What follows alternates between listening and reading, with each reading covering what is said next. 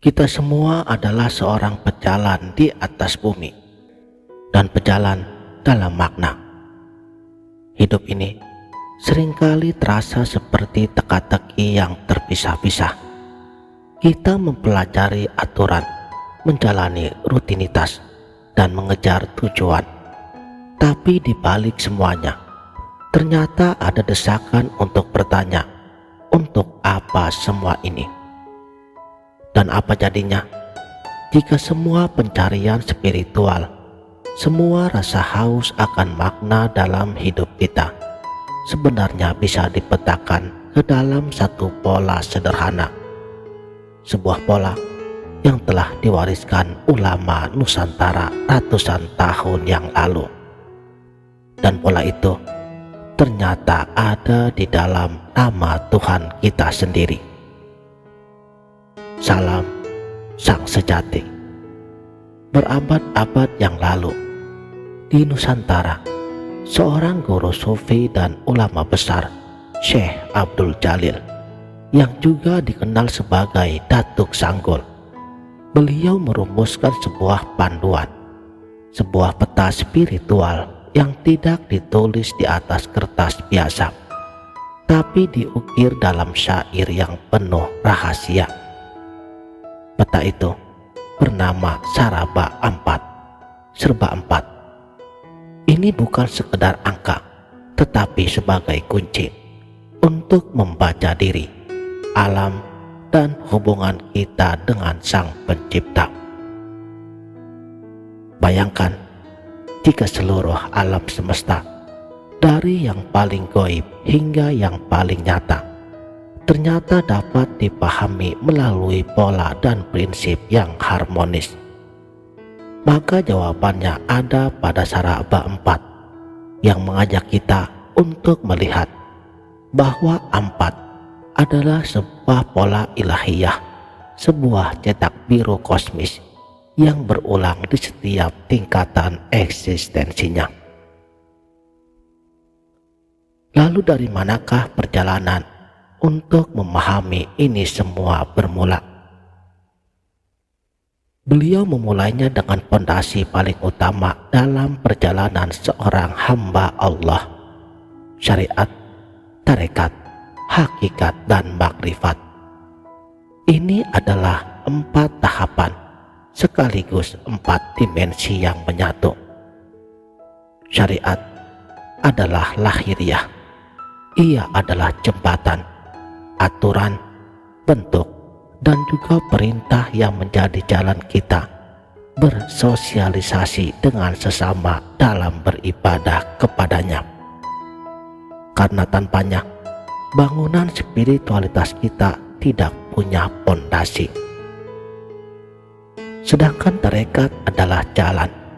Ia adalah proses penyucian jiwa, sebuah disiplin batin yang mengolah hati. Jika syariat adalah peta, tarekat adalah langkah kaki kita untuk menelusuri peta tersebut. Dan hakikat adalah inti dan juga esensi. Di sini, sang pejalan mulai menyentuh kebenaran dari segala apa yang telah dipelajarinya. Ia bukan lagi sekedar tahu, tetapi mulai mengalami. Dan puncaknya adalah makrifat, pengenalan yang sejati, yang intim kepada Allah. Inilah tujuan akhirnya. Dalam sebuah hadis dikatakan, awwaluddin makrifatullah, awal agama adalah mengenal Allah. Lalu mengapa sekarang ini ia justru ditempatkan di bagian paling akhir? Karena ia adalah buah yang manis yang hanya bisa dipetik setelah melalui perjalanan panjang menanamnya, merawatnya, dan menyirami benih keimanan melalui syariat, tarekat, dan juga hakikat. Yang menariknya, Datuk Sanggul menyatakan bahwa keempatnya menjadi satu di dalam khalwat. Khalwat atau menyendiri untuk mengingat Allah, seperti yang telah dilakukan oleh baginda yang mulia Nabi kita Muhammad Sallallahu Alaihi Wasallam saat beliau di Gua Hira, adalah sebuah ruang di mana keempat dimensi ini melebur. Di saat hening itulah syariat yang dijalankan, tarekat yang dilalui, hakikat yang dicari, dan makrifat yang dirindukan telah menyatu menjadi sebuah pengalaman yang rasa nyamannya tidak tersurat. Sebuah kedamaian yang hanya bisa diketahui oleh mereka yang telah menempuhnya. Makanya dikatakan, lam ya'zuk, lam yakrib. Siapa yang tidak merasa, ia tidak akan tahu.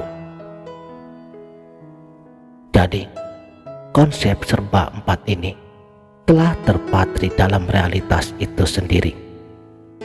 Sekarang, kita ambil nama termulia, Allah. Tulisannya dalam bahasa Arab, alif, lam, lam, ha. 4 huruf yang menurut tafsir beliau, alif adalah isyarat kepada zatnya yang tidak terjangkau. Lam pertama dan yang kedua menunjuk pada sifat dan asmanya yang mulia.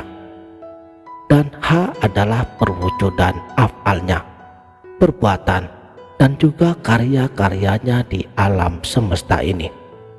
Dari yang maha goib, zat, menuju kepada manifestasinya di dunia, af'al. Pola ini juga terlihat pada 4 malaikat utama. Jibril dan Mikail adalah isyarat dari sifat Allah yang memiliki keagungan, jalal, dan keindahan, jamal. Sementara Israel dan Israfil mencerminkan sifat-sifatnya yang maha memaksa, qahar, dan maha sempurna, kamal. Mereka adalah pasangan yang merefleksikan keseimbangan sifat-sifat ilahi. Bahkan alam materi pun dibangun dari 4 unsur klasik: api, air, tanah, dan udara. Inilah alam dunia yang membentuk jasmani kita. Api menjadi darah yang panas, air menjadi tulang yang dingin, dan tanah menjadi daging yang padat, dan udara menjadi sumsum yang menghidupi. Makanya disebutkan bahwa tubuh fisik kita ini adalah mikrokosmos daripada makrokosmos alam semesta. Inilah titik sentralnya. Manusia bukanlah bagian yang terpisah. Kita adalah alam shogir, alam kecil. Segala yang ada di alam besar ternyata ada pula di dalam diri kita. Dalam raga ini berkumpul 4 kekuatan internal: rasa, akal, daya, dan nafsu. Mereka bersatu, tapi seringkali bertarung. Rasa dan akal adalah cahaya yang membimbing, hubungan erat dengan hati. Dan daya adalah potensi ketuhanan pada diri, pengingat bahwa la haula wala quwata illa billah, tiada daya dan kekuatan kecuali dari Allah. Sedangkan nafsu adalah energi kehidupan yang perlu diarahkan. Dan manusia itu sendiri ternyata telah memiliki 4 lapisan kesadarannya. Pertama, tubuh yang zahir, sangat nyata. Kedua, hati sanubari, tempat keyakinan awal, yakin. Ketiga, nyawa atau jiwa maknawi, tempat keyakinan karena melihat bukti, ainul yakin. Dan keempat, rahasia terdalam, sir, tempat keyakinan hakiki karena menyentuh dan mengalami sendiri, hakul yakin. Seperti orang yang melihat asap lalu melihat api, kemudian akhirnya memegang dan merasakan panas api tersebut.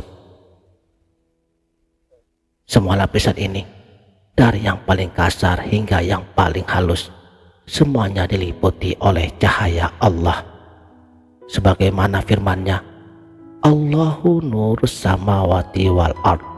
Allah adalah cahaya langit dan bumi.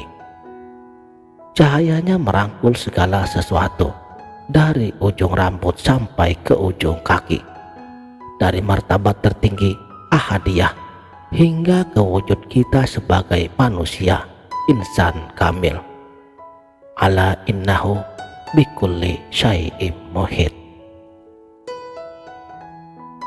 Lalu, apa arti semua ini bagi kita yang hidup di dunia yang serba cepat ini? Saudaraku, sang sejati, Saraba 4 mengajarkan kita tentang kesatuan dan keselarasan, konflik antara ilmu agama dan sains, antara jasmani dan ruhani, antara kewajiban dunia dan kerinduan akhirat. Semuanya menemukan titik temu dalam pola yang harmonis ini. Syariat tidak bertentangan dengan hakikat, ia adalah pintu masuknya. Tubuh kita pun bukanlah penjara bagi jiwa, ia adalah Baitullah, rumah Tuhan yang dibangun dari unsur alam. Konsep ini juga adalah peringatan akan asal dan tujuannya. Asalnya diri daripada tanah, kata Datuk Sanggul. Jasmani kita dari tanah dan akan kembali ke tanah, tapi datang dan balik kepada Allah. Yang kembali kepadanya adalah unsur rohani, bukan rupa wajah, bukan jenis kelamin, bukan harta benda, melainkan hati yang bagaimana, melainkan hati yang selamat, qalbun salim, hati yang dalam segala kondisi tetap ingat dan bersyukur kepadanya. Akhirnya, hidup ini seperti sebuah pagelaran wayang, sebagaimana yang juga disinggung oleh beliau. Ada dalang, ada wayang, ada kelir, dan ada ceritanya. Kita mungkin sibuk dengan drama di atas panggung, dengan gerak-gerik wayang yang terlihat nyata. Tapi kebijaksanaan Saraba 4 mengingatkan kita untuk sesekali mengalihkan pandangan, melihat siapa dalang yang menggerakkan semua ini, untuk memahami bahwa cerita yang sedang kita jalani ini adalah bagian dari narasi kosmis yang lebih agung. Perjalanan mengenal Serba 4 adalah perjalanan mengenal diri, dan dalam mengenal diri yang sejati, kita akan menemukan jejak-jejak Tuhannya. Karena seperti kata para bijak, man arofa nafsahu faqad arofa rabbahu. Dalam kesibukan kita hari ini, di manakah posisi kita? Apakah kita masih terpaku hanya pada kulit luar syariat? Sudahkah kita menemukan tarekat, jalan batin kita sendiri? Atau jangan-jangan kerinduan akan makrifat itu sendiri sudah lama bergemuruh dalam hati, menunggu untuk didengarkan? Yang jawabannya ada di dalam Serba 4 dirimu. Sekianlah, salam